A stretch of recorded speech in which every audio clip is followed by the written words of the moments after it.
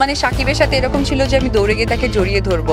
সত্যিই আমি খুব অবাক হলাম। শাকিব খান এবং অপু বিশ্বাসকে দুইভাবে দুই জায়গায় দেখা গেছে তারা লাগেজ নিয়ে খুব ব্যাগ প্যাক করে রেডি হয়ে তারা কোথাও যাচ্ছে। সম্প্রতি আপনারা জানেন কিছুদিন আগে ৩ মাস তিনি থেকে এসেছেন যুক্তরাষ্ট্রে বুবলির সাথে এবং তার ছেলে বীরের সাথে। এখন অপু বিশ্বাসকে দেখা গেছে লাগেজ ব্যাগ প্যাক করে কোথায় যেন যাচ্ছে এয়ারপোর্টের মধ্যে দেখা গেছে এবং শাকিব খানকেও তাড়াহুড়া করে ব্যাগ প্যাক করে তাকেও দেখা যাচ্ছে কিন্তু তাদের সাথে একসাথে নয়, আলাদা আলাদা ভাবে। কিন্তু তাদের মাঝখানে তাদের ছেলে জয়কে দেখা যায় নাই। কিন্তু জয় হয়তোবা আগেই চলে গেছে এয়ারপোর্টে, নয়তোবা পরে আসবে, তা জানা যায়নি। যদিও একজনের কাছ থেকে জানা গেছে সাকিব এবং অপু বিশ্বাস তারা সিঙ্গাপুরে যাবে। সাকিব খান বরাবরের মতোই সবাইকে সময় দেয়, সেজন্য এখন সে জয়কে সময় দিবে, সেজন্য অপু বিশ্বাসের সাথে নিয়ে তারা এখন সিঙ্গাপুর যাচ্ছে।